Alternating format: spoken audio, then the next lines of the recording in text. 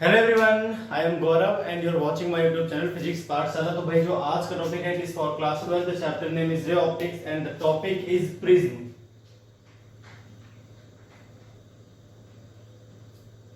तो लेंस से रिलेटेड जो भी बातें थी वो लास्ट के कुछ वीडियो लेक्चर्स में मैंने कवर कर दिए हैं। तो अब शुरुआत करते हैं प्रिज्म के साथ। तो प्रिज्म क्या होता है और इससे किस तरह से होता है लाइट का रिफ्रैक्शन, वो सारी बातें हम पढ़ेंगे आज डिटेल में। ठीक है भाई। तो प्रिज्म क्या है? प्रिज्म क्या है? जैसे हमारा लेंस था, ट्रांसपेरेंट मीडियम का एक पोर्शन था, वहां पर दो सरफेसेस से वो ढका हुआ था, दोनों में से कम एक कर्व्ड थी, है ना। तो ऐसे यहाँ पर अपने पास प्रिज्म होगा, ये भी ट्रांसपेरेंट मीडियम का एक पोर्शन होता है जिसमें दो रिफ्रैक्टिंग सरफेस होती हैं, दोनों की दोनों प्लेन होती हैं, लेकिन उनके बीच एक एंगल होता है, मतलब वो एक दूसरे से किसी एंगल पर इंक्लाइन होती हैं। ठीक है, एक दूसरे के पैरेलल नहीं होती हैं, एक दूसरे से कुछ एंगल बनाती है रिफ्रैक्टिंग सरफेसेस यहाँ पर। तो prism is a portion of transparent medium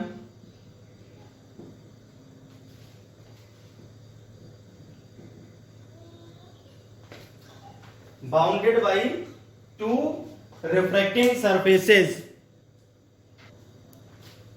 Medium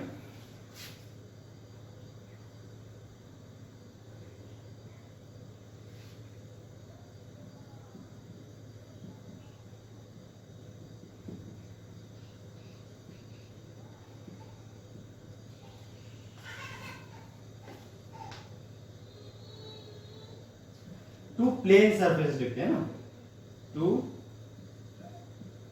plane surfaces incline an angle to each other.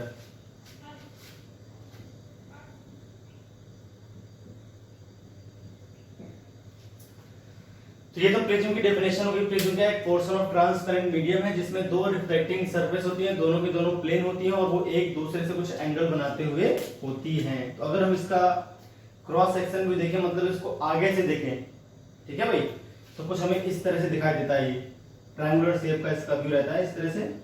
Side में जो दोनों है, ये आपकी ये और ये सरफेस आपकी रिफ्रैक्टिंग सरफेस है और इसको बोलते हैं बेस। इसे क्या बोलेंगे भाई? बेस। इसका 3D इमेज भी आप चाहो तो मैं कोशिश करता हूं बार दिखाने की आपको।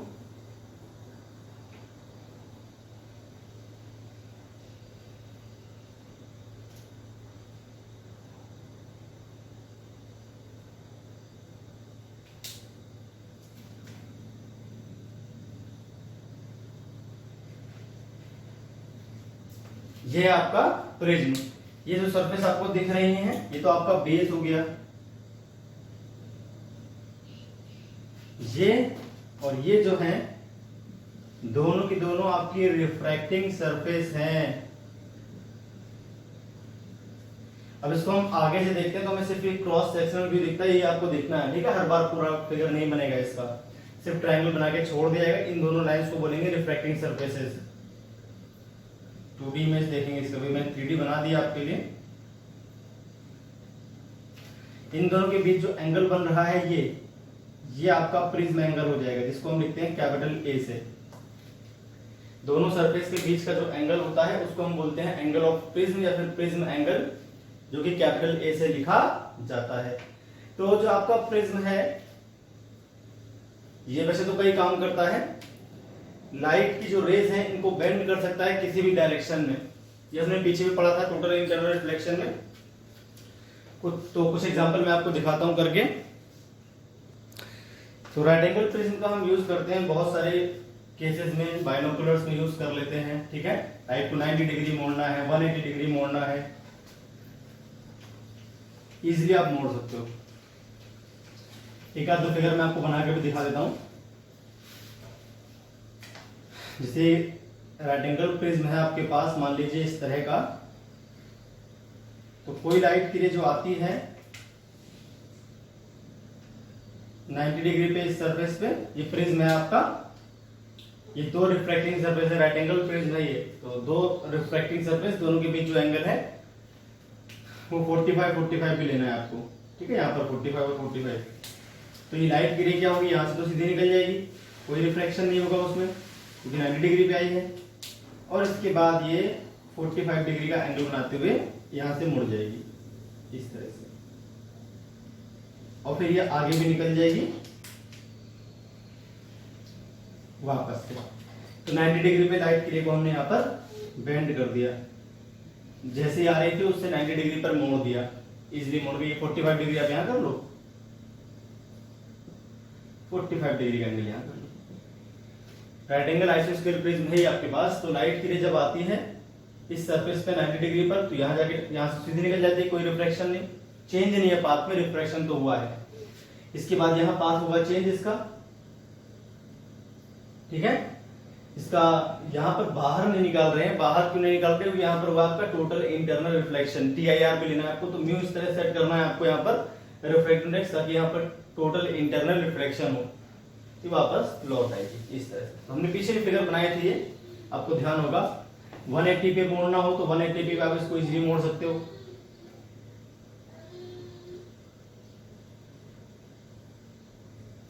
ये मान लीजिए कोई प्रिज्म है आपके पास, राइट एंगल प्रिज्म है, तो यहां से कोई लाइट की रे आप एंटर कराओ इस पे, ये सीधी निकलेगी और यहां पे आके टकराएगी, 45 डिग्री पे बेंड हो जाएगी, सीधी ऐसे आ जाएगी, ठीक है। फिर वापस इस सरफेस पे टकराएगी, फिर 45 पे बेंड होगी, इस तरह से हो जाएगी। एरोज जरूर बनाया करें हर बार जब भी लाइट की रे मोड़ा करे तो, और इसके बाद ये वापस फाइनली निकल आएगी इस तरह से, ठीक है। तो इस तरह से हम क्या कर सकते हैं भाई, लाइट की रे को बेंड कर सकते हैं by the use of a prism. और भी कई तरीके से इसका यूज कर सकते हैं हम लोग, तो चलिए वो हम पहले भी पढ़ चुके हैं टोटल इंटरनल रिफ्लेक्शन में, तो ज्यादा बात नहीं करते हैं, आगे बढ़ते हैं। अब हम बात करते हैं terms related to the prism. कुछ चीजें हैं जो प्रिज्म से रिलेटेड है, उनको समझना जरूरी है, तो उनके बारे में देखते हैं क्या चीजें हैं वो। Basic terms related to the prism, basic terms related to prism,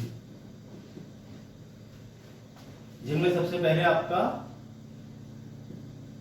number first angle of prism आ जाएगा। चलिए तो समझते हैं एंगल ऑफ प्रिज्म का किस तरह से हम निकालेंगे फॉर्मूला। आपके पास एक बड़ा सा प्रिज्म मैंने बना दिया। अब देखिए प्रिज्म से रिफ्रैक्शन किस तरह से होता है ये आपको समझना है। तो बोर्ड में कभी कभी लॉन्ग क्वेश्चन में आता है आपका रिफ्रैक्शन थ्रू प्रिज्म समझाइए, तो आपको सारी बातें एक साथ कर देनी है उसमें, जितनी बातें हम करने चल रहे हैं स्टेप वाइज। तो सबसे पहले आप क्या करोगे, एक इंसिडेंट रे ले लो आप, ये हो गई इंसिडेंट रे, ठीक है। यहां पर आपने एक नॉर्मल ड्रॉ कर लिया तुरंत, ये रिफ्रैक्टिंग सरफेस है नॉर्मल। अच्छा, जो रिफ्रैक्टिव इंडेक्स है इस प्रिज्म का वो म्यू मान लिया, और जिसका एंगल ऑफ प्रिज्म है उसको ए मान लिया, जिसको प्रिज्म एंगल भी हम कह सकते हैं। यहाँ पर जो एंगल बनेगा इसको बोलेंगे एंगल ऑफ इंसिडेंस, आई लिख देंगे। अब यहाँ क्या होगा भाई, जो लाइट की रे है इस पॉइंट पे जब टकराएगी रिफ्रैक्टिंग सरफेस पे, तो उसका होगा रिफ्रैक्शन, क्योंकि रेयर से डेंसर में जा रही है तो नॉर्मल की तरफ बेंड हो जाएगी, तो हल्का सा नॉर्मल की तरफ इसको बेंड कर दोगे इस तरह से। जा किस तरफ रही थी, जा कुछ इस डायरेक्शन में रही थी, ठीक है। हल्का सा क्या हो गई, ये बेंड हो गई, ये इसी तरफ आगे बढ़ाना, बिल्कुल एग्जैक्टली ऐसे मैंने बढ़ाया हुआ है। यहां जो एंगल बनेगा इसको मान लेते हैं R1, ये एंगल ऑफ रिफ्रैक्शन है, ये एंगल ऑफ इंसिडेंस है, ये नॉर्मल हो गया आपका पहला। इस पॉइंट का नाम चाहो तो पॉइंट का नाम रख लो P, ठीक है। फिर पॉइंट Q पर होगा दोबारा रिफ्रैक्शन, तो पॉइंट Q पर क्या होगा, आप एक नॉर्मल ड्रॉ कर दो, पहले 90 डिग्री की लाइन ड्रॉ कर दी मैंने, इस पॉइंट का नाम रख लेते हैं Q।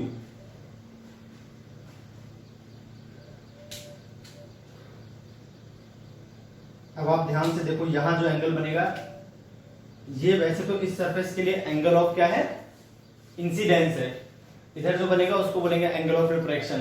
पर आप ध्यान से देखो, ये इंसिडेंट रे थी, इसको बोलते हैं रिफ्रैक्टेड रे, और लास्ट में जो रे बाहर निकलती है इसको बोलते हैं इमर्जेंट रे। एकदम बाहर निकल गई इसे क्या बोलेंगे, इमर्जेंट रे, वापस से नॉर्मल से दूर हट जाएगी। तो इमर्जेंट रे जो नॉर्मल से एंगल बनाती है उसको ई से लिखते हैं। रिफ्रैक्टेड रे यहाँ पर R1 बनाती है, इसको मान लेते हैं R2। जो R2 है वो इस पॉइंट Q पर अगर हम देखें तो इंसिडेंस एंगल लिखा उसको केवल R2 से गया है, क्योंकि रिफ्रैक्टेड रे थी इसलिए उसमें R1 R2 लिख दिया मैंने। ये इमर्जेंट रे इसलिए इसको नाम E दे दिया गया है, ठीक है। तो इस तरह से आपके पास ये पूरा फिगर हो गया, कंप्लीट इंसिडेंट रे, रिफ्रैक्टेड रे, इमर्जेंट रे। दो बार रिफ्रैक्शन हुआ, एक बार इस सरफेस से एक बार इस सरफेस से, रेयर से डेंसर, डेंसर से रेयर। तो सारे एंगल्स मैंने जैसे मेजर करने थे कर लिया। अब आप ध्यान से देखो एंगल ऑफ डेविएशन क्या होगा। तो इंसिडेंट रे जो थी वो किस डायरेक्शन में जा रही थी और वो किस डायरेक्शन में फाइनली जो इमर्जेंट रे है वो जा रही है, उनके बीच जो एंगल बनेगा उसको हम बोलेंगे एंगल ऑफ डेविएशन। यहां जो बनेगा इसका नाम हो जाएगा एंगल ऑफ डेविएशन, डेल से लिखते हैं इसको। भाई समझ आ गई बात? डेल क्या है आपका? Angle of deviation. तो फिगर एक ही रहेगा, इसी में आपको पूरी बातें समझनी है बढ़िया तरह से। तो पहले हम बात कर लेते हैं प्रिज्म एंगल की। किसकी? प्रिज्म एंगल जो है वो आई, R1, R2 और E की टर्म्स में कैसे निकलने वाला है वो देखते हैं एक बार। तो angle between the refracting surfaces of A prism is called prism angle, ये तो हमें पता है। Angle between the refracting surfaces of a prism is called angle of prism। इसको हम A से लिखते हैं। अब अगर हम देखें फिगर में तो नाम भी रख लेते हैं, PQ रख दिया आपने, इसका नाम रख लेते हैं M, इसका नाम रख लेते हैं N, इसका नाम रख लेते हैं O। तो आपको एक ट्रायंगल दिखेगा MPQ।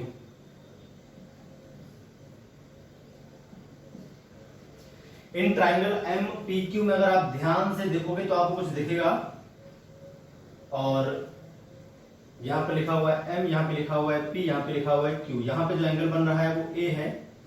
अब आप जरा ध्यान से देखो, ये जो पूरा एंगल है इस जगह पर, अच्छा देखिए ये पूरा 90 था ना भाई, नॉर्मल और सरफेस के बीच 90 तो बनेगा। तो जो ऊपर एंगल बचेगा वो कितना बचेगा? 90 माइनस R1। ये नॉर्मल है, ये सरफेस है, तो ये पूरा एंगल कितना है? 90। इसको R2 माइनस कर दो 90 में, जो बचेगा वो ऊपर आ जाएगा, तो 90 माइनस R2। तो ऐसे तो रहेगा जैसे मैंने लिख दिया। क्यों?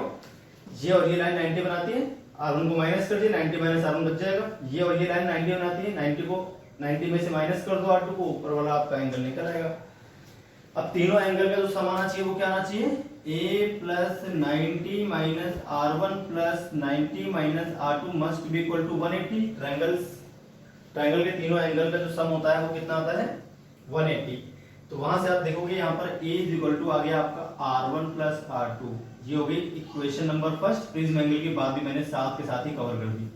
अभी रिफ्रैक्शन थ्रू प्रिज्म भी चल रहा है टॉपिक आपका एक साथ ही, बस में अलग अलग हेडिंग बना के हम सॉल्व करते चल रहे हैं। तो पहली हेडिंग आपको समझ में आ गई, फिगर में एक ही बना दिया, इसी फिगर सारे काम आपको करने हैं। बाकी अलग अलग फिगर भी बना दूंगा मैं अलग अलग हेडिंग के लिए। ये ऐसे फिगर बन गया। तो पहली इक्वेशन आपकी बन गई है A is equal to R1 plus R2, ये आपको ध्यान रखनी है। चलिए तो अब बात करते हैं एंगल ऑफ डेविएशन, जो मैंने मान रखा है डेल, है ना। एंगल ऑफ डेविएशन की बात कर लेते हैं। चलिए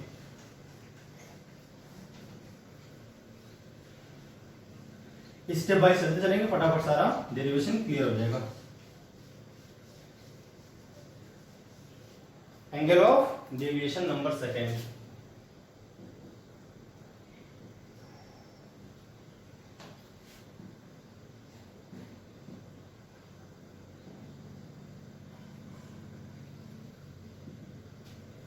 angle between incident ray and emergent रे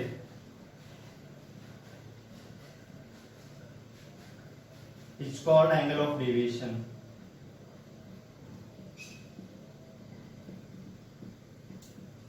डेल से इसको लिखते हैं। चलिए इसका नाम और रख लेते हैं MNO PQ। इसका नाम रख लेते हैं पॉइंट का नाम R। जो पॉइंट आपको दिख रहा है इसका नाम रख लेते हैं कैपिटल R। ठीक है, यहां पर वो तो A तो आपका क्या था? एंगल ऑफ प्रिज्म था, वो पॉइंट नहीं था कोई, ठीक है। इस पॉइंट का नाम रख लिया मैंने कैपिटल आर। अब देखो आपके पास एक होगा ट्रायंगल पी क्यू आर,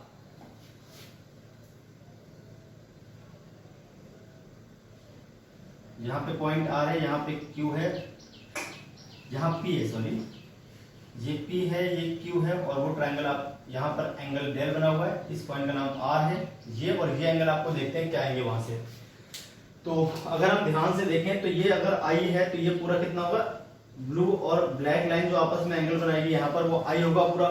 अब रेड और ब्लू के बीच जो एंगल बचेगा वो हो जाएगा आई माइनस आर वन, जो कि यहाँ पर लिखा जाएगा, तो इसको लिखेंगे आई माइनस आर वन। सिमिलरली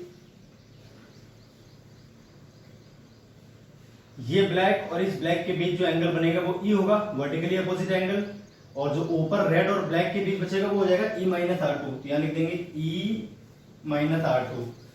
अगर हम ध्यान से देखें तो एंगल डेल किसके बराबर होना चाहिए, from triangle P Q R,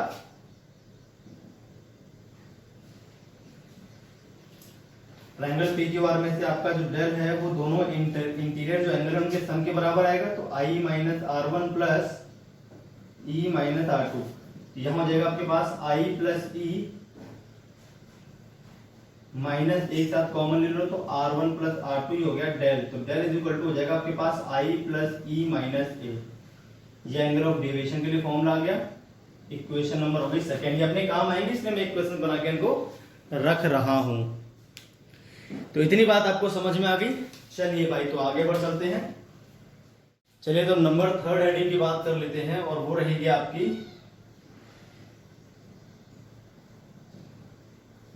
condition of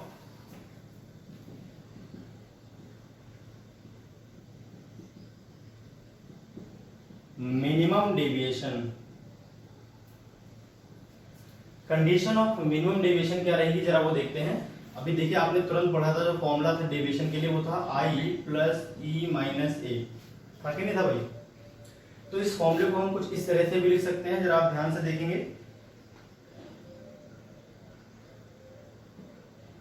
root I minus root E का होल स्क्वायर प्लस 4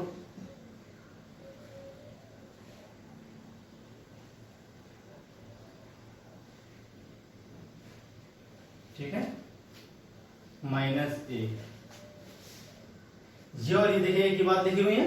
अगर इसको एक्सपेंड करूंगा तो I plus E minus two root I root E, 4 root I root E, यहां पर 2 ही लिखना पड़ेगा 4 नहीं।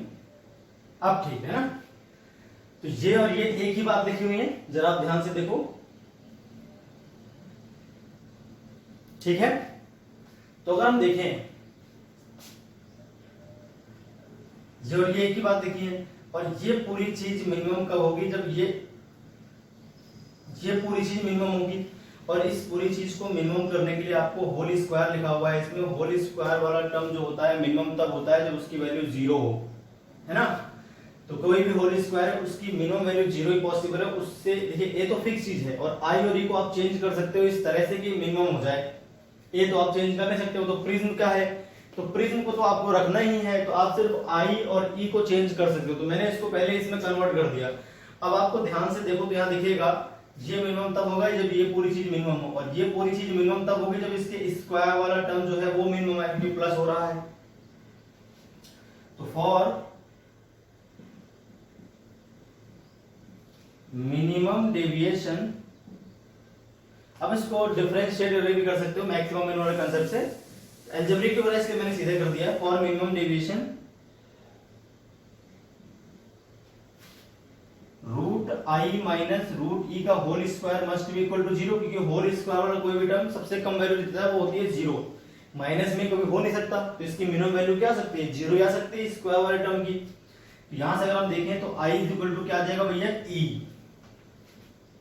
आई इज इक्वल टू क्या आ जाएगा ई। और जो ट्रायंगल हमने लिया है ये आइसोस्केल भी है, इसकी दो साइड इक्वल है भैया। यहाँ जो एंगल बनता है पूरा वही एंगल यहाँ बनता है, तो पूरा एंगल जो यहाँ बनेगा वही एंगल यहाँ बनेगा, है कि नहीं। अब आप ध्यान से देखो तो आपको दिखेगा ये जो पूरा दिख रहा है इधर, मिनिमम डेविएशन वाले केस में जो लाइन होगी ना, ये लाइन ये बेस के सिमेट्रिक आएगी, मतलब बेस के पैरेलल हो जाएगी। तो अगर ये पूरा एंगल इस पूरे एंगल के बराबर होगा और ये लाइन बिल्कुल बीच में जा रही है, इस तरह सिमेट्री बना रही है इस लाइन से, तो नीचे वाला एंगल भी क्या होगा, R1 R2 के बराबर हो जाएगा।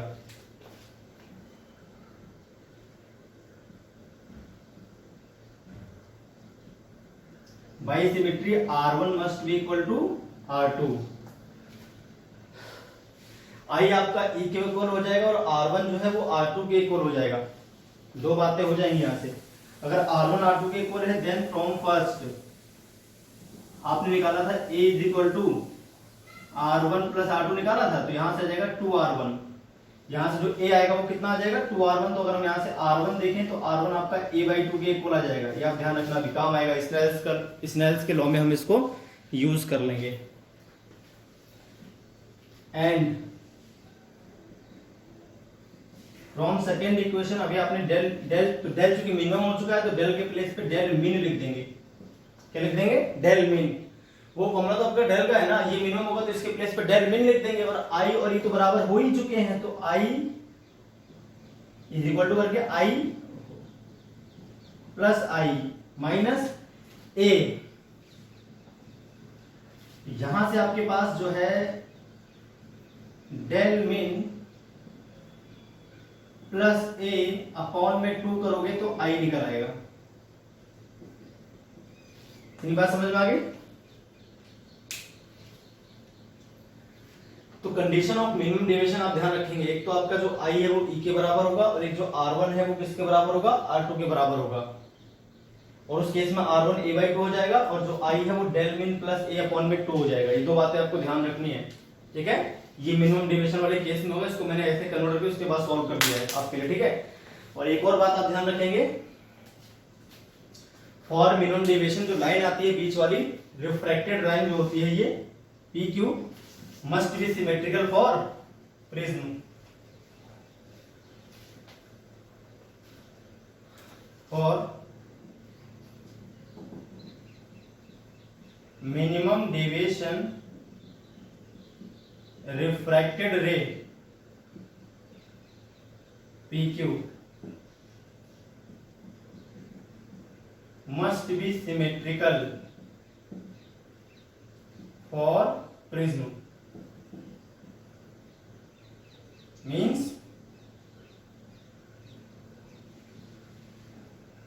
parallel to base, बेस के पैरेलल आएगी। तो ये पूरी कंडीशन थी आपकी मिनिमम डेविएशन की। जब इंसिडेंस एंगल और इमर्जेंट एंगल बराबर होते हैं, R1 R2 बराबर होते हैं, तब आपका आता है मिनिमम डेविएशन। ये लाइन सिमेट्री बनाती है नीचे बेस से, बेस के पैरेलल हो जाती है और इसके लिए सिमेट्रिकल होती है। इसके लिए प्रिज्म के लिए तो आपका आता है मिनिमम डेविएशन। समझ गए भाई। तो कंडीशन ऑफ मिनिमम डेविएशन आपको ध्यान रखनी है, ये जो मैंने अभी आपके लिए बना दी है, ठीक है। इसका ग्राफ भी हम खींच सकते हैं, तो ग्राफ भी आप देख लो एक बार जरा। तो अगर हम मिनिमम डेविएशन और इंसिडेंस एंगल के बीच ग्राफ खींचे तो वो भी आप जरा एक बार ध्यान से देखो। ग्राफ भी मैं आपको दिखा देता हूं इसी में।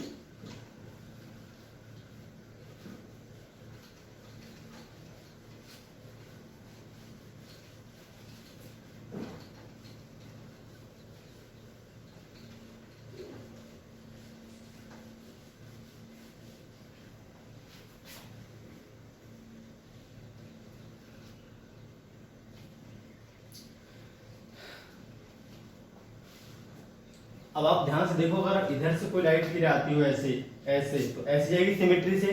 प्रिंसिपल यहाँ पे मान लीजिए आपने कोई मिरर लगा दिया परपेंडिकुलर डायरेक्शन में, तो इंसिडेंस एंगल ई के बराबर हो जाएगा। ये सब चेंज हो जाएंगे आपस में, R2 R1 वापस ऐसी जाएगी। ये इमर्जेंट एंगल आपका आई हो जाएगा, इंसिडेंस एंगल आपका ई हो जाएगा, तब भी आपका एंगल ऑफ डेविएशन वही आएगा।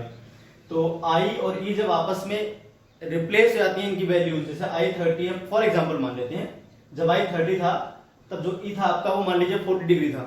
जब आई 40 होगा तो ई 30 आएगा और एंगल ऑफ डेविएशन आपका वही रहेगा।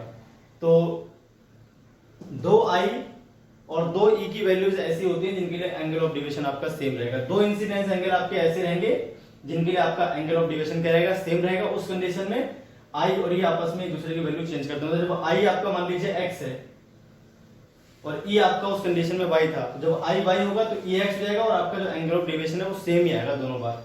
चलिए ये भी करके देखते हैं। ग्राफ अगर हम बनाते हैं किसके बीच, एंगल ऑफ डेविएशन लिया मैंने यहां पर और यहां पर लिया मैंने इंसिडेंस एंगल आई। ये एंगल ऑफ डेविएशन लिया एक तरफ और एक तरफ लिया इंसिडेंस एंगल आई। ठीक है, तो एक तो आपका ऐसा इंसिडेंस एंगल होता है जिस पर आपका जो ग्राफ है वो क्या होता है, मिनिमम शो करता है अपने आप को, और उसके इधर और इसके इधर दोनों तरफ वो अलग तरह से रहता है। ठीक है, इस तरह से ग्राफ आ जाएगा आपके पास। यहां पर जो ग्राफ होगा इस जगह पर, जिसको हम बोलते हैं मिनिमम डेविएशन, उस केस में जो इंसिडेंस एंगल है वो आपका इमर्जेंस एंगल के बराबर होता है। यहां पर जो एंगल आएगा डेविएशन का उसको बोलते हैं डेल मीन। क्या बोलते हैं भाई इसको, डेल मीन बोलते हैं। ठीक है, ऐसे ही यहां पर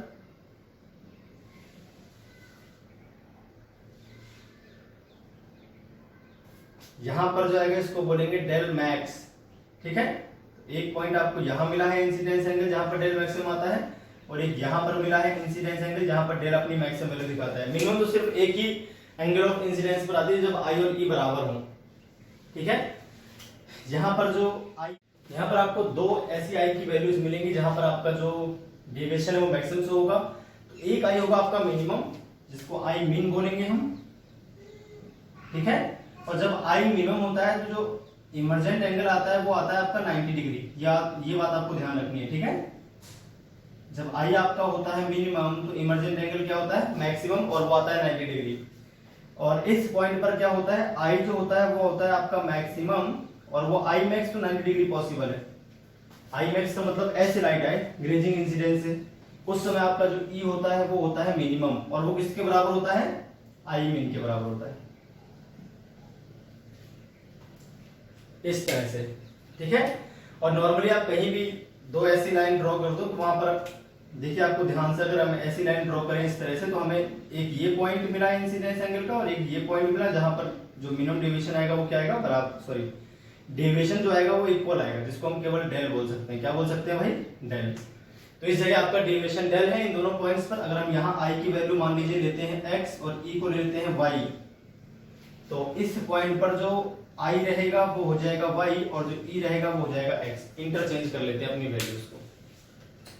तो ये है आई मीन, और ये सब हम निकालेंगे बाद में। इस तरह से आपका जो डेविएशन का है वो ग्राफ में मिलता है जब हमने फॉर्म किया किसी भी प्रिज्म के लिए। तो ये ग्राफ आपको मिलेगा हमेशा जब आई और ई इक्वल होंगे, तो जो आपका डेविएशन है वो मिनिमम होगा।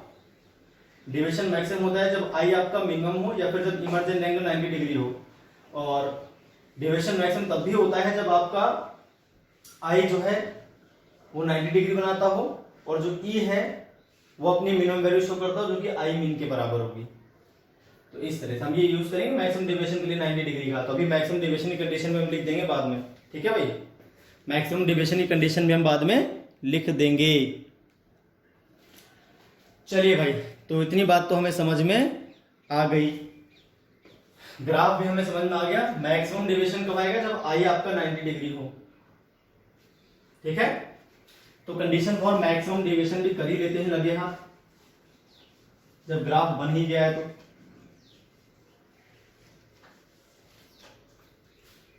तो नंबर 4 हम ले लेंगे।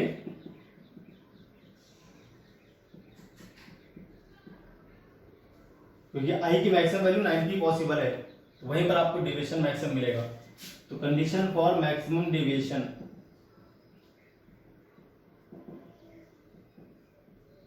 और चूंकि हमें पता है एक ही एंगल डेविएशन दो इंसिडेंस एंगल पर मिलता है, एक ही डेविएशन दो इंसिडेंस एंगल पर मिलता है। अगर यहाँ पे मैक्सिमम मिला होगा तो कहीं और पे भी मैक्सिमम मिलेगा आपको।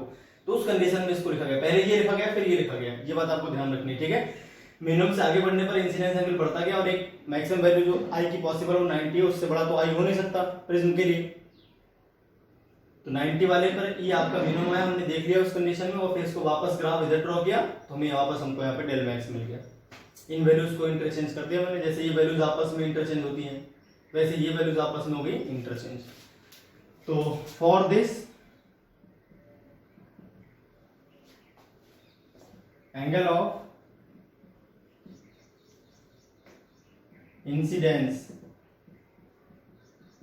Is 90 degree. अब अगर एंगल ऑफ इंसिडेंस को हम 90 डिग्री मानकर सॉल्व करना शुरू करें तो 90 डिग्री पर तो आपको पता है कि लाइट की रे कुछ इस तरह से आती होगी भाई, ये तो ऐसी आ रही होगी ग्लेजिंग इस तरह से टच करती हुई, ठीक है। ये आपका रहा होगा नॉर्मल, तो लाइट की रे यहाँ से अंदर की तरफ मुड़ जाएगी। अब कई बच्चे कंफ्यूज जाएंगे, सर ये कैसे हो सकता है, तो सीधी जाएगी ऐसे। मैं समझाता हूँ कैसे होगा, भी घबराने की जरूरत नहीं है इसके लिए। और इसके बाद अगर हम यहाँ पे दोबारा नॉर्मल ड्रॉ कर देते हैं इस जगह पे, तो ये लाइट की रे जो है वापस बाहर निकल जाएगी, इमरजेंट हो जाएगी इस तरह से, और इस एंगल को हम बोल देंगे ई। क्या बोलेंगे? ई। सबसे कम होगा ये इमरजेंस एंगल इस कंडीशन में, ठीक है। यहाँ जो एंगल बन रहा है आई, वो है आपका 90 डिग्री। अब मेरी बात आप ध्यान से सुनो और समझो। मान लीजिए आपके पास एक लाइट की रे है, वो इधर से आती, ठीक है। समझना पहले इस बात को, फिर समझाता हूँ ये कैसे बना होगा। उसके समझने के लिए आपको उल्टा बनाना पड़ेगा फिगर को। मान लीजिए आपके पास एक लाइट की रे इधर से आती, ठीक है, और वो जो है यहां पे आके इस तरह से टकराई, रेयर से डेंसर में आई, और यहां पर जो उसका एंगल बना इंसिडेंस का, वो मान लीजिए बन गया किसके बराबर? क्रिटिकल एंगल के बराबर, आईसी के बराबर। जो एंगल ऑफ इंसिडेंस है वो आईसी के बराबर बन गया। तो ये टच करती जाएगी सरफेस को ऐसे, और यहाँ पर आप एक मिरर लगा दो। चलो यहाँ लगा दो एक मिरर, इस जगह पे एक मिरर लगा दो जिससे 90 डिग्री पर आई, तो वापस लौट जाएगी, लौट जाएगी यहीं से, वापस यहाँ से लौट जाएगी इस तरह से, और फिर उसी बात को फॉलो करते हुए चलिएगी। तो वो ऐसे कंडीशन बन रही है, इसको बोलते हैं हम, ठीक है। यहाँ से आई लाइट की रे, इधर गई, फिर यहाँ पर जो एंगल था डेंसर मीडियम से रेयर में जाने की कोशिश कर रही थी, यहाँ पर जो एंगल बना वो क्रिटिकल एंगल के बराबर हो गया। तो हम जानते हैं 90 डिग्री बनता है उस कंडीशन में जो आर बनता है यहाँ पे, एंगल ऑफ रिफ्रैक्शन। यहाँ पर आप एक मिरर लगा दो परपेंडिकुलर, तो वापस लौटती कि नहीं, प्रिंसिपल ऑफ रिवर्सिबिलिटी से। तो वही कंडीशन बना दी मैंने यहाँ पर, जो वापस लौट रही है वो कंडीशन है। और इसी कंडीशन में जो होता है आपका डेविएशन जो होता है वो क्या होता है? मैक्सिमम। डेविएशन क्या होता है भैया इस कंडीशन में? मैक्सिमम होता है। इसके और इसके बीच सबसे ज्यादा डेविएशन आता है। क्लियर होगी बात? जब आपका I90 होता है तो घबराने की जरूरत नहीं, सर ये मुड़ेगी कैसे? समझ गए ना, मुड़ सकती है, कोई बड़ी बात नहीं है इसमें। तो अब देखते हैं कि इसके लिए क्या करेंगे, वो फॉर्मूला कैसे निकालेंगे। चला वो भी देखो, प्रिज्म एंगल क्या था आपके पास? ए था। यहां जो एंगल बनेगा आपके पास R1 जो है वो आपका हो जाएगा क्रिटिकल एंगल के इक्वल। किसके इक्वल हो जाएगा भैया? क्रिटिकल एंगल के इक्वल हो जाएगा। ये आपको थोड़ा ध्यान से देखना है।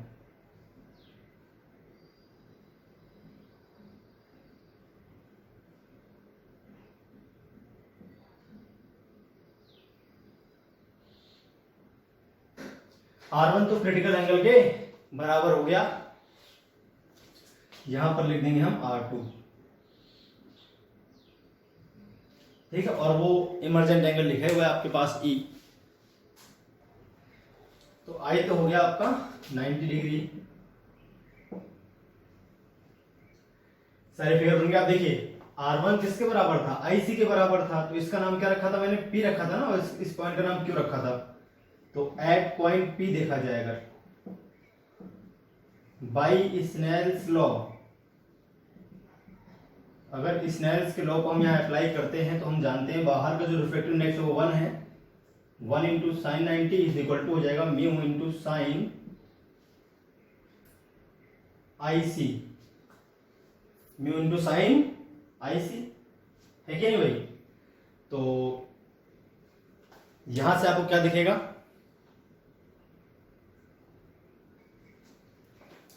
साइन IC किसके बराबर आ जाएगा आपके? सीधे सीधे 1/म्यू के। ये जो भी है इक्वेशन नंबर, ये अपने काम आएगी, ये आपको ध्यान रखना है, ठीक है। और ऐसे ही अगर हम स्नेल्स का लॉ लगा देते हैं एट पॉइंट Q,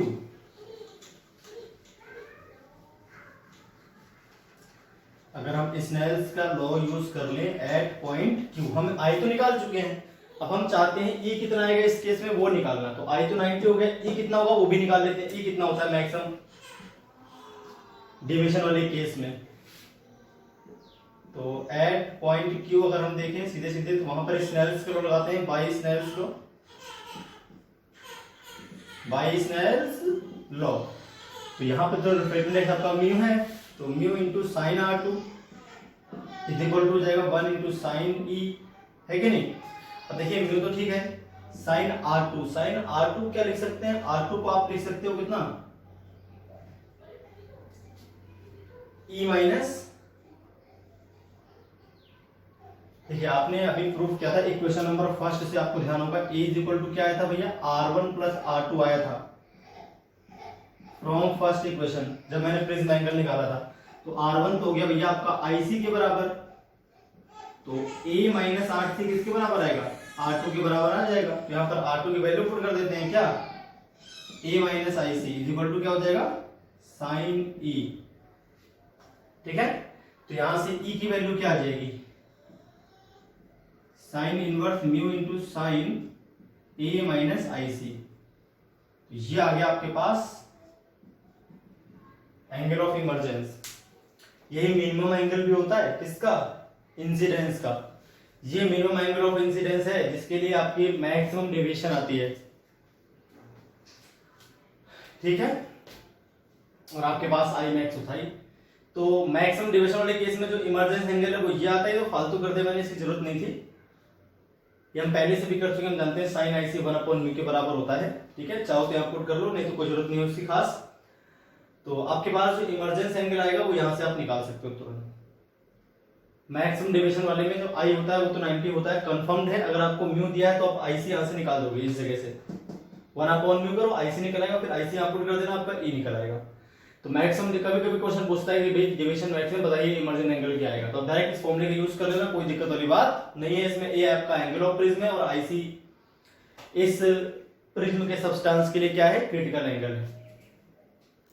चलिए भाई, इतनी बातें सीख लिया हमने, मिनिमम डेविएशन पढ़ लिया, मैक्सिमम डेविएशन भी पढ़ लिया, प्रिज्म का जो एंगल था वो भी पढ़ लिया, डेविएशन समझ में आ गया, डेविएशन केवल डेविएशन क्या होता है। तो अब हम बात कर लेते हैं फाइनली प्रिज्म के फॉर्मूले की, प्रिज्म फॉर्मूला, किसकी बात कर लेते हैं, प्रिज्म फॉर्मूला।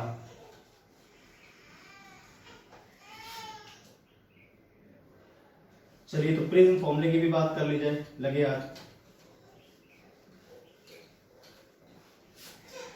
जब भी आपको प्रिज्म फॉर्मूला पूछेगा तो आप मेन फिगर तो बना दोगे, उसके बाद सीधे दोगे फॉर मिनिमम डेविएशन।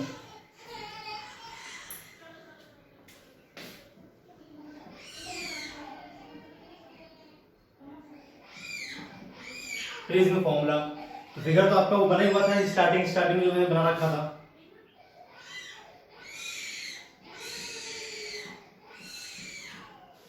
फॉर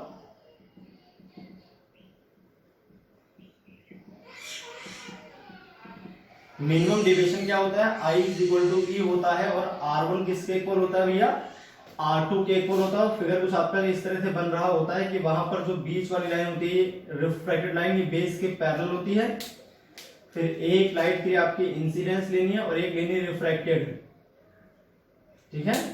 और यहां पर दोनों आपको नॉर्मल ड्रॉ कर देने हैं इस तरह से, ये R1 था, ये आपका R2 था, ये एंगल ऑफ इमरजेंस था, ये एंगल ऑफ इंसिडेंस था, ये एंगल ऑफ प्रिज्म था। इतनी तो बात थी। और अगर हम इसको आगे बढ़ाते हैं,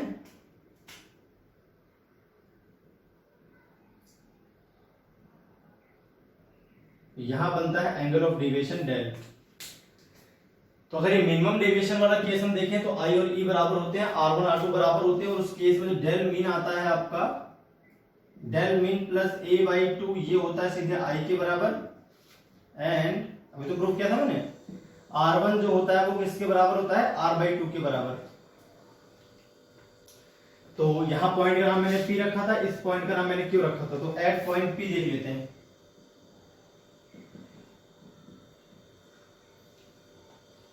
तो मैक्सिमम डेविएशन वाला केस इसमें नहीं आएगा, बाकी सारे आप करना। जैसे आपको पूछता है कि प्रिज्म फॉर्मूला बड़े नंबर्स में आता है तो क्या करोगे आप, पहले फिगर बनाओगे, एंगल ऑफ प्रिज्म निकालोगे, नंबर फर्स्ट हेडिंग, फिर डेविएशन निकालोगे, नंबर सेकंड हेडिंग, फिर मिनिमम डेविएशन निकालोगे, और उसके बाद ये सॉल्व कर देना डायरेक्ट, चारों को मर्ज कर देना, आपका बड़े उसमें बन जाएगा। और अगर 2 नंबर में आएगा सिर्फ यहीं से कर देना डायरेक्ट। एट पॉइंट P क्या आएगा, बाय स्नेल्स लॉ। तो अगर हम स्नेल्स लॉ से देखें तो 1 into sine I is equal to mu into sine R1 हो जाएगा। और अगर हम R1 ध्यान से देखें तो R1 किसके बराबर है, R1 जो है A/2 के बराबर था, तो म्यू कितना आएगा यहां से, साइन डेल मीन प्लस ए अपॉन में 2 होल अपॉन में साइन ए अपॉन में 2। ये हो जाएगा आपके पास प्रिज्म का फॉर्मूला जिसको बोलते हैं, ये है प्रिज्म फॉर्मूला। क्या है भाई ये? Prism formula. तो हमने कई कंडीशन पढ़ ली यहाँ पर। एक तो हमने पढ़ लिया एंगल ऑफ प्रिज्म के लिए फॉर्मूला क्या होता है, A is equal to R1 plus R2। Deviation के लिए del is equal to I plus E minus capital A, है ना। वो आपके लिए किसके लिए हो गया फॉर्मूला? डेविएशन के लिए। फिर मिनिमम डेविएशन की शर्त पढ़ ली हमने, आई इज इक्वल टू ई होता है R1 R2 के बराबर, आई इसके बराबर, R1 इसके बराबर होता है उस केस में। मैक्सिमम डेविएशन के लिए आई 90 होता है और ई की वैल्यू मैंने आपको निकाली थी साइन इनवर्स ब्रैकेट में म्यू इनटू साइन ए माइनस आई सी। प्रिज्म फॉर्मूला आपके पास ये रहा। तो ये तो हो गई प्रिज्म के रिफ्रैक्शन से रिलेटेड सारी बातें। तो एक कंडीशन और पढ़ लेते हैं इसके बाद भी हम, जिसको हम बोलते हैं ग्रेजिंग इंसिडेंस। क्या बोलते हैं भैया? Grazing incidence. ग्रेजिंग इंसिडेंस नहीं, ग्रेजिंग इमरजेंस। सॉरी, क्या करना है अपने को? Grazing emergence. Condition of grazing emergence. Touch करती हुई लाइट बाहर निकले इस सरफेस को, है ना, उसको बोले ग्रेजिंग इमरजेंस। तो बात कर लेते हैं कंडीशन ऑफ ग्रेजिंग इमरजेंस की।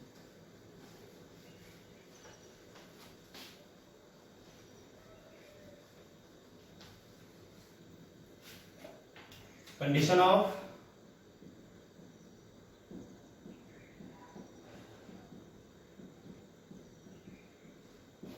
ग्रेजिंग इमरजेंस यानी इंसिडेंट लाइट के लिए जो आएगी, जब सेकेंड सरफेस से गुजरेगी तो टच करते हुए बाहर निकलेगी, इसको बोलते हैं ग्रेजिंग इमरजेंस। ठीक है, उसके पैरेलली बाहर निकलेगी।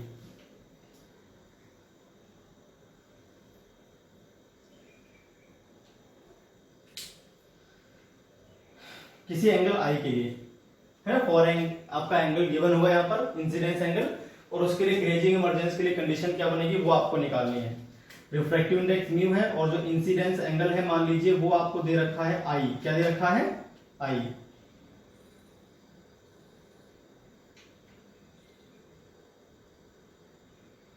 ये क्लियर है बात। और इसके बाद जो लाइट गिरी थी रिफ्लेक्ट हुई, जरूरी नहीं कि इसके पैरेलल हो तो पैरेलल बना रहा हूं, ऐसा कोई कंपल्सन नहीं है कि पैरेलल ही आपको बनानी है, तिरछी भी बना सकते हो। और फिर लाइट की रे जो है आपकी वो इस तरह से निकल जाएगी टच करती हुई ऐसे, ये यानी यहां जो एंगल बना था एंगल ऑफ इंसिडेंस, क्योंकि डेंसर से रेयर में जाने की कोशिश कर रही थी और नहीं गई, यहां पर जो एंगल बनेगा वो तो 90 बनेगा, इमरजेंस एंगल, जाहिर सी बात है 90 बनेगा। यहां जो बनता है एंगल उसको बोलते हैं R2 जो है आपका वो होगा IC के बराबर। किसके बराबर होगा? IC, क्रिटिकल एंगल के बराबर।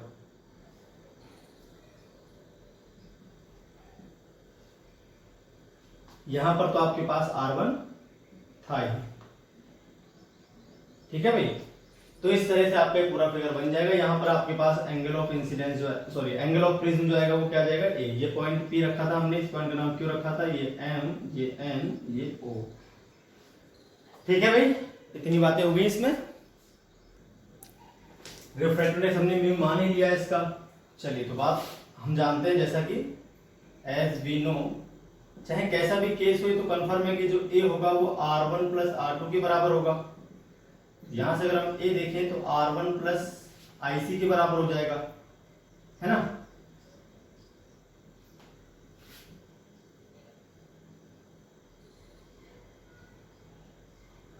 इसको इक्वेशन नंबर फर्स्ट कर लेते हैं। अभी अलग से चल रहा है, इससे कोई पिछले वाले से लेना देना नहीं है तो उसको हम यूज भी नहीं करेंगे। अब देखिए आगे, by Snell's law, by Snell's law at point P। आप पॉइंट P पर स्नेल्स का लॉ लगा दो तो 1 into sine I is equal to क्या हो जाएगा? इंसिडेंस एंगल है आई यहां पर, mu into sine R1। R1 की वैल्यू अगर आप ऊपर से देखो तो कितनी है? R1 यहां से देखा जाए तो A माइनस IC के इक्वल आ जाएगा। क्रिटिकल एंगल को केवल C से भी लिखते हैं किसी किसी बुक में।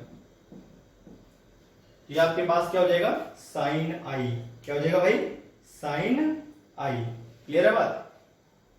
चलिए आगे देखते हैं। तो इसको हम एक्सपेंड कर सकते हैं साइन ए माइनस बी के फॉर्मूले से। तो यहां से अगर हम देखें तो म्यू इंटू साइन ए कॉस आई सी माइनस कॉस ए साइन आई सी हो जाएगा, साइन ए माइनस बी का फॉर्मूला, इधर आपके पास साइन आई लिखा ही रहेगा। क्लियर है कि नहीं बात? अब आरएचएस को हम सॉल्व करते चलेंगे और आंसर आ जाएगा। तो एक बार इसको मिटा देते हैं फिगर को, चाहिए आपका हमें, बस फिगर की जरूरत तो है नहीं वैसे भी। चलिए तो आगे बढ़ चलते हैं भाई।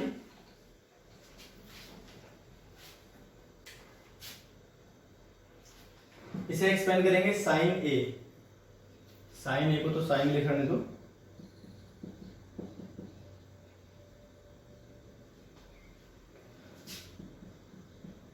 कॉस आईसी को लिखते हैं 1 minus sine square IC root के अंदर, है ना, माइनस कॉस ए लिखने दो, कोई दिक्कत नहीं है।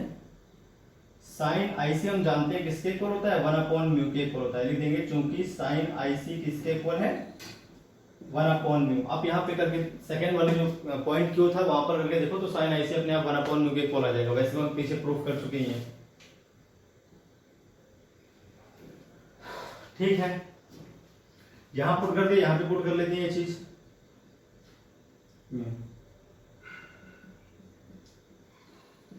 1 माइनस 1/म्यू का होल स्क्वायर हो जाएगा माइनस कॉस ए और अपॉन में आ जाएगा म्यू। ठीक है, ये अगर हम सॉल्व करते हैं तो ये आपका हो जाएगा sine A root mu square minus 1 whole upon में mu minus cos A upon में आ जाएगा म्यू। तो म्यू से म्यू कैंसिल हो जाएगा, बाहर जो लिखा हुआ है वो। तो फाइनल फॉर्मूला आपके पास जो आ जाएगा ग्रेजिंग इमरजेंस के लिए, किसी भी एंगल इंसिडेंस और ए के टर्म्स में, और म्यू, है ना। तो साइन आई जो आएगा वो हो जाएगा आपके पास, म्यू से म्यू कैंसिल कर दो, sine A root mu square minus 1 minus cos A. तो ये होना चाहिए एंगल ऑफ इंसिडेंस। आई जो है अगर इसके बराबर होगा तो ग्रेजिंग इमरजेंस होगा, जो मैंने लिखा हुआ है। तो यहां से एंगल ऑफ इंसिडेंस अगर हम निकालें तो sine inverse sine A into root mu square minus 1, sine A अलग लिखा हुआ है, ठीक है, और minus cos A. Angle of incidence जो आई है वो इसके बराबर होगा, तो आप समझ लेना आपको ग्रेजिंग इमरजेंस मिलने वाला है। जहां म्यू क्या है, रिफ्रैक्टिव इंडेक्स ऑफ लेंस है, सॉरी प्रिज्म है, और ए क्या है, प्रिज्म एंगल। ठीक है, तो ये हो गया पूरा आपका सॉल्यूशन।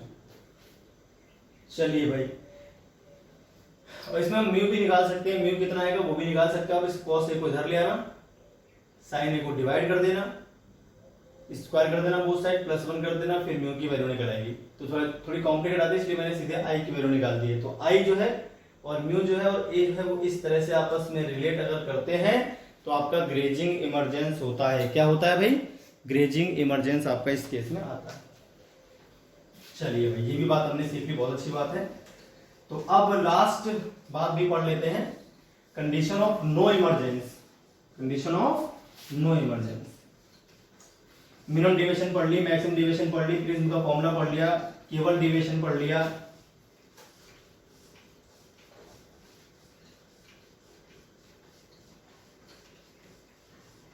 थिन प्रिज्म के लिए भी एक फॉर्मूला आपको पढ़ना है, तो वो भी देख लेंगे फाइनली हम लास्ट में जाते जाते। तो अब बात कर लेते हैं कंडीशन ऑफ नो इमरजेंस की।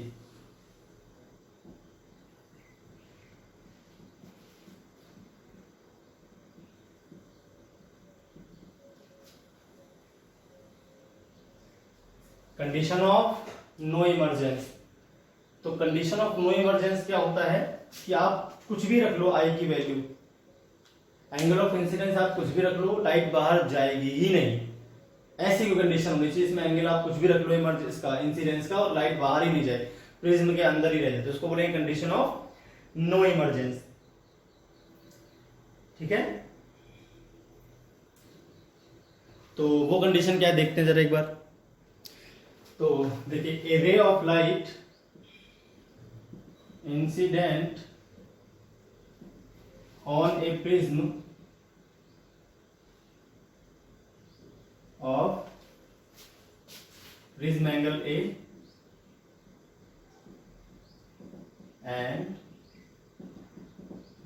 refractive index mu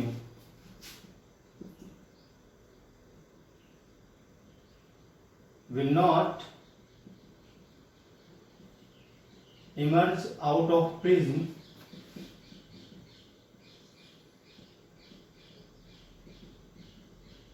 whatever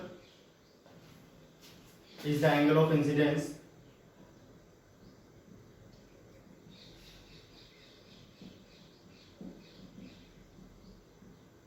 if a जो है वो बड़ा हो 2IC से, जो प्रिज्म एंगल है आपका वो क्या होना चाहिए, बड़ा होना चाहिए जो क्रिटिकल एंगल है उसके डबल से, या फिर म्यू जो है वो बड़ा होना चाहिए कॉसेक a/2 से। ये दो शर्तें होती हैं जो कंडीशन ऑफ नो इमरजेंस की होती है। किसकी होती है? Condition of no emergence. इसका भी आप प्रूफ कर सकते हो, तो इसका प्रूफ मैं आपको समझाता हूं एक बार करके। प्रूफ किस तरह से करना है, हालांकि आपको याद ही करनी है चीजें, तो प्रूफ देख लेते हैं लगे हाथ इसका। जो पीछे फिगर बनाए थे उन्हीं फिगर से हम काम चलाते हैं। बड़ा या बराबर भी लिखना है, पर सिर्फ बड़ा नहीं बराबर भी लिख लेंगे आप। ठीक है भाई, कंडीशन ऑफ नो इमरजेंस में जो एंगल ऑफ प्रिज्म है वो ग्रेटर देन और इक्वल टू होगा आपका क्रिटिकल एंगल के डबल से, और जो रिफ्रैक्टिव इंडेक्स है म्यू वो ग्रेटर देन और इक्वल होगा कॉसेक a/2 से।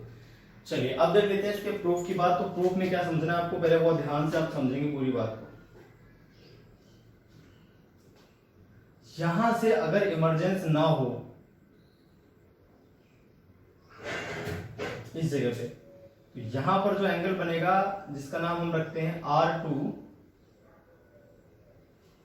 ठीक है, यहां पर जो होता है आपके पास एंगल होता है वो R1, और ये आपका हो गया इंसिडेंस एंगल I।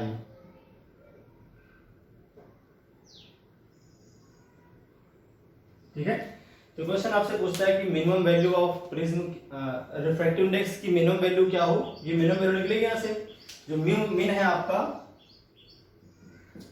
ये आ जाएगा कॉसेक a/2। ये कम से कम प्रिज्म एंगल क्या होना चाहिए, ये कम से कम रिफ्रैक्टिव इंडेक्स क्या होना चाहिए। तो यहां पर आपको रिफ्रैक्टिव इंडेक्स कम से कम रखना है। क्या रखना है भैया? रिफ्रैक्टिव इंडेक्स आपको कम से कम रखना है। अब हम जानते हैं पॉइंट Q पर अगर इमरजेंस नहीं हुआ है तो जो R2 है मस्ट बी ग्रेटर देन और equal to C।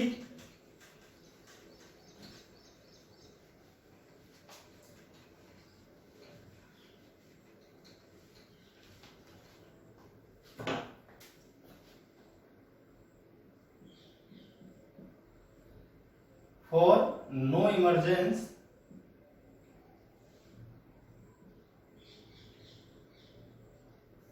from second surface, light air में नहीं जा रही, ठीक है, टच करते हुए नीचे आ सकती है।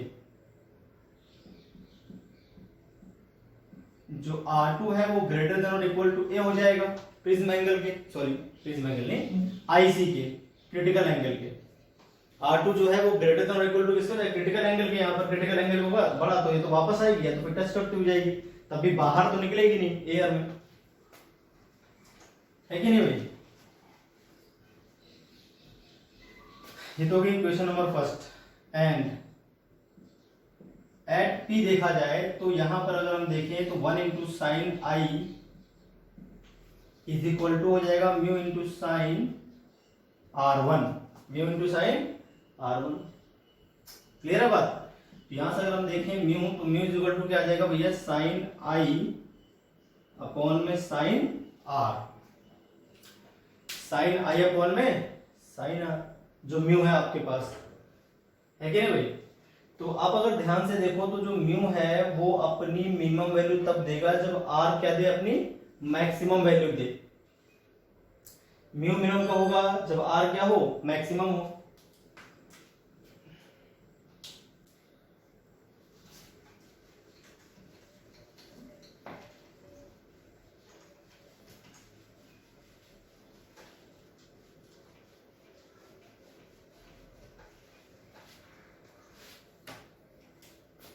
For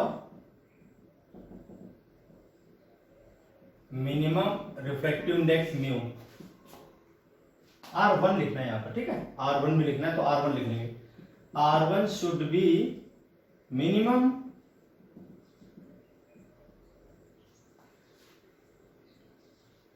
नहीं मैक्सिमम, फिर डिवाइड में है ना, तो मैक्सिमम है ना। अब मेरी बात ध्यान से सुनो, मैंने कहा था जब I 90 होता है तो उस केस देखो, ये क्या है आपके पास, जितना बड़ा आप I करोगे उतनी बड़ा R1 आएगा, इसमें तो कोई दो राय नहीं है, जाहिर सी बात है। I बड़ा करोगे तो R1 बड़ा होगा। R1 मैक्सिमम कब होगा, जब I मैक्सिमम हो, और I मैक्सिमम कब होगा, जब वो 90 बनाए।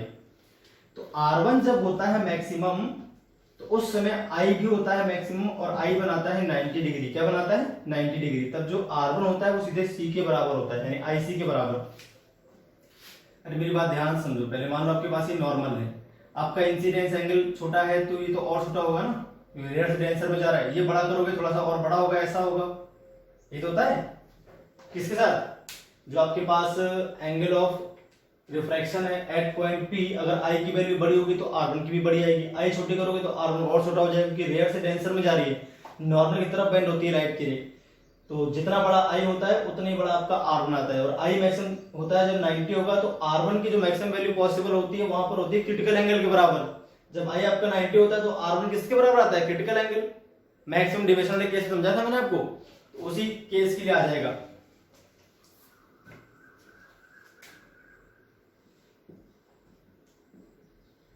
मैक्सिमम वैल्यू जो R1 की आती है,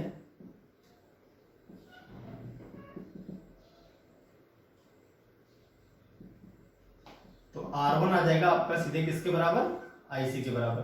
तब I कितना रहा होगा, 90 रहा होगा, ठीक है। I कितना रहा होगा, 90। R1 जब बढ़ेगा जब I की वैल्यू बढ़ी, और I मैक्सिमम वैल्यू 90 देगा, तब R1 भी क्या रहेगा, मैक्सिमम रहेगा। जब R1 मैक्सिमम रहेगा तो उसके बाद क्या रहेगा, म्यू आपका मिनिमम हो जाएगा उस केस में, ठीक है। ये तो सीधे 1 हो जाएगा ना, 1 अपॉन में R1 जितना मैक्सिमम होगा उतनी बढ़िया बात है। चलिए तो देखते हैं आगे।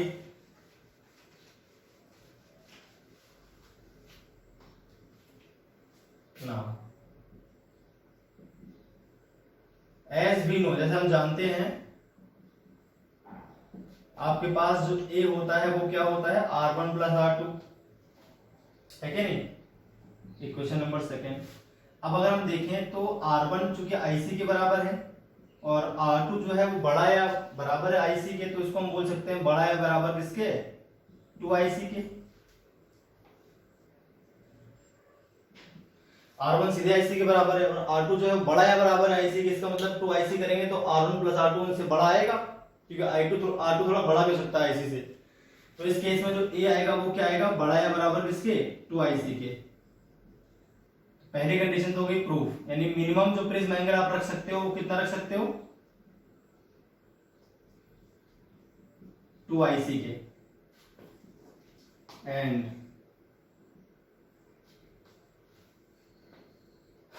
अगर यहां पर हम लगा दें बाय स्नेल्स लॉ, इस जगह पर हम क्या लगा दें, बाय स्नेल्स लॉ, तो इस जगह पर अगर हम स्नेल्स का लॉ लगा देते हैं तो हम जानते हैं साइन, स्नेल्स लॉ मतलब तभी आप जानते ही हो, साइन IC क्या होगा, 1 अपॉन म्यू के इक्वल आएगा। तो यहां से अगर आप देखोगे तो म्यू किसके इक्वल आएगा, म्यू जो है वो आ जाएगा 1 अपॉन साइन IC के इक्वल। या फिर ऐसे ना करो आप, ज्यादा बढ़िया आपको समझ में तब आएगा जब इसी इक्वेशन में आप बोथ साइड साइन ले लो ना, ज्यादा बढ़िया आपको समझ में आ जाएगी बात। अगर इसी को हम और सोल्व करें, अलग से मत करना, थोड़ा कम समझ में आएगा आपको, ज्यादा समझ में आएगा। अभी A/2